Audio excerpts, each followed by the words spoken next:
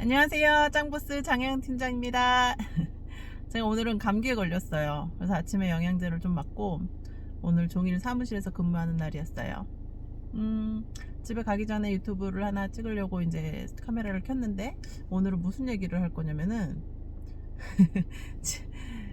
청약 철회 당하면 어떻게 해야 되나.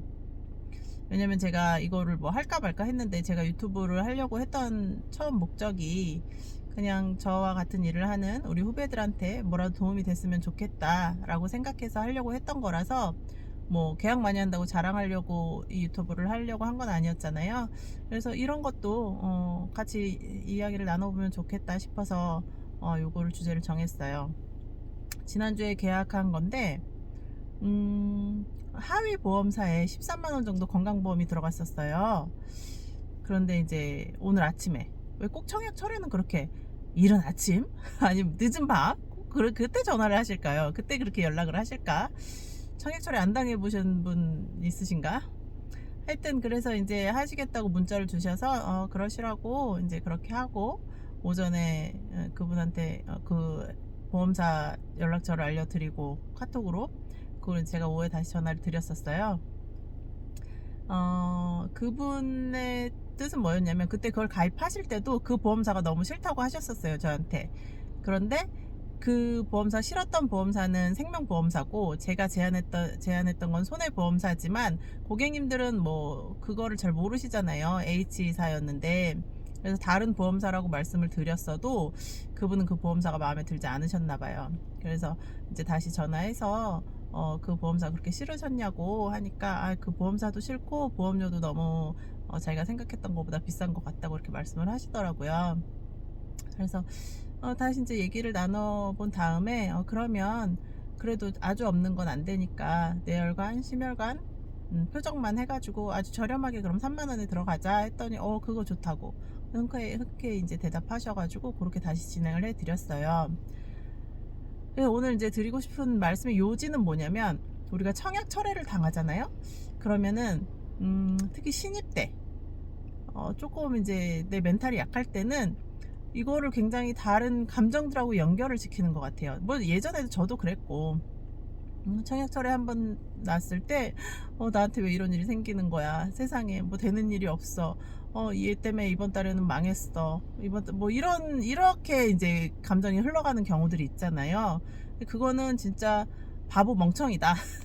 저는 그렇게 생각이 돼요. 일단 제가 좋아하는 말이 있는데 팩트가 중요한 게 아니라 해석이 중요하다, 이런 얘기가 있거든요. 어떤 현상, 어떤 일은 이미 벌어졌어. 그러면 그거를 해결을 하고 방법을 찾아야지. 그 감정에 빠져가지고 왜 나한테 이런 일이 생기는 걸까 어쩌고 저쩌고 막 이제 그렇게 하다 보면은 그달 그냥 망하는 거죠.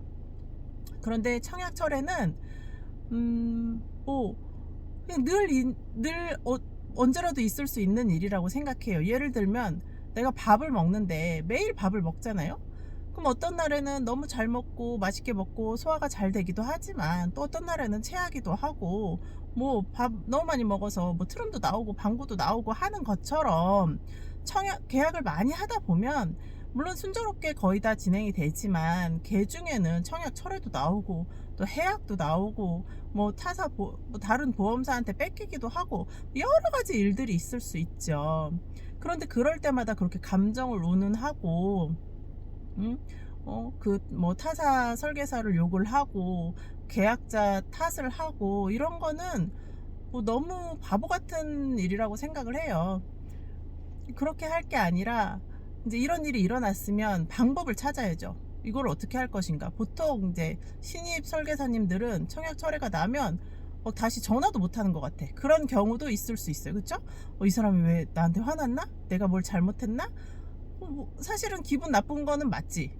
기분이 나쁠 수는 있지. 저는 지금 이제 뭐 청약 철회가 났다고 뭐 기분이 감정이 상하고 이러는 건 아니고 저는 이제 방법을 찾는 편인데 예전에는 저도 그랬던 적 있어요. 아니 자기가 먼저 연락해서 자기가 뭐 이런 거 해달라고 해가지고 해줬는데 뭐 며칠 있다가 자기가 다 청약 철회하고 막 이런 일들 당하면 뭐야 이 여자 뭐 이렇게 진짜 욕이 나가는 경우들이 있기는 하는데, 지금은 이제 그런 일은 없어요. 지금은 이제 그런 일을 몇 번 당하고 나서 물론 뭐 멘탈이 떨어지거나 이런 일은 절대 있지 않고, 뭐 예전에 뭐 100만 원짜리 예를 들어서 계약을 했는데 고객이 모니터링을 안 해. 이제 그만 안 하고 싶은 거지. 그래서 결국 제가 다시 찾아가서 50만 원짜리로 다시 바꿔드리고 이런 게 있는데, 일단 청약 처리가 났다. 그럼 이제 포인트는 고객하고 다시 이야기를 하세요. 왜 그랬는지, 이게 비싸서 그런 건지, 회사가 마음에 안 들었는지, 뭐 다른 사람한테 무슨 이야기를 들었는지. 그러면 그 사람이 뭐라고 얘기를 할 거 아니에요. 거기에 방법을 찾아줘요. 그래서 비싸다? 그럼 좀 가격을 낮춰주고, 회사가 마음에 안 든다? 그럼 타사로 해주고, 다른 보험 설계사랑 비교한다? 그러면 나의 장점을 부각시키고, 내가 그 사람보다 뭘 어떻게 더 잘해줄 수 있는지를 이야기하고. 그래서 제가 오늘 있었던 일은 13만 원짜리 계약을 청약 철회를 했지만 결국 다시 3만 원짜리로 만족시켜 드린 거는, 물론 금액으로 보자면 뭐 아깝다고 하면 아까울 수도 있겠죠. 뭐 저는 하나도 아깝진 않은데, 오히려 고객이 뭐 그렇게 만족하셨다는 거에 더 의미를 두고, 뭐 또 계약은 내일도 하고 모레도 하고 하면 되는 거니까. 그런데 사실 이지 선순환이 되면 좋겠죠. 그것도 계약을 많이 하면 이런 일 저런 일 다 있는 것처럼. 근데 막 그 계약 하나에 목숨을 걸었어. 이번 달에 계약이 그거 하나야. 이거 안 들어가면 다음 달에 월급이 없어. 이러면은 그거는 이제 영업 자체에 문제가 있는 거죠. 그냥 계약을 뭐 한 달에 10개, 20개, 30개 이렇게 하다 보면 이런 일도 있고 저런 일도 있으니까 거기에 목을 매지 마시고 부지런히 다른 계약들을 빨리빨리 찾아가세요. 그러다 보면은 그냥 한두 건 청약 철회 나는 게 그렇게 큰 문제가 되지 않아요. 10만 원, 20만 원 뭐 나면 또 다른 데 가가지고 또 10만 원, 20만 원 하면 되지. 중요한 건 그거예요. 청약 철회가 났다. 그럼 그거를 감정적으로 생각하지 말고 방법을 찾아서 다시 제안을 해드려라. 10만 원짜리가 비싸다? 그럼 3만 원짜리 계약을 받고, 이 회사가 싫다? 저 회사로 해드리고, 뭐 이렇게. 그래서 방법을 찾으셔서 다시 그냥 늘상 있는 것처럼 그렇게 일을 진행을 해야지, 거기에 멘탈이 떨어진다는 둥 하여튼 그렇게 나락으로 빠지지 않게끔 그렇게 멘탈 관리를 잘 하셨으면 좋겠어요. 예전에 제가 보험회사 다니기 전에 자동차를 판매했었거든요. 그때 자동차도 뭐 저 잘 팔았어요. 자동차 판매할 때 제가 경차를 팔았는데 남편이 아내한테 사준 거였어요.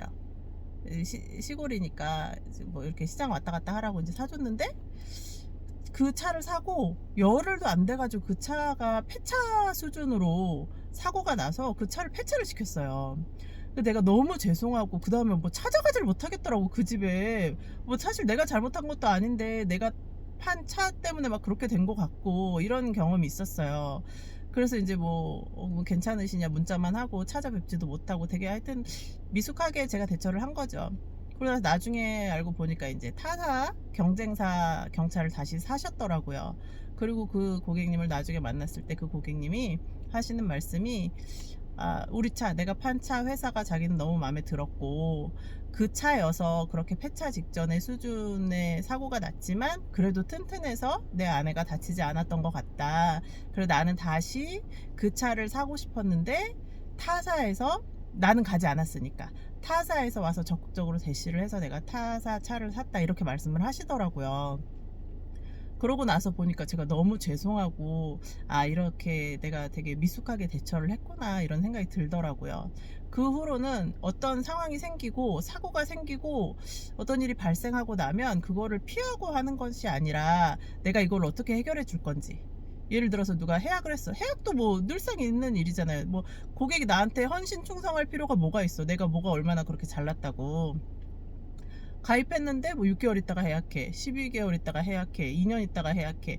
2년 있다 해약해 좀 참 사실은 고맙지. 한 12개월 있다가 해약했어? 문자가 띄고 오잖아요. 나한테 말도 안 하고 해약을 하는 일이 당연히 있을 수 있지. 그럼 전화하세요.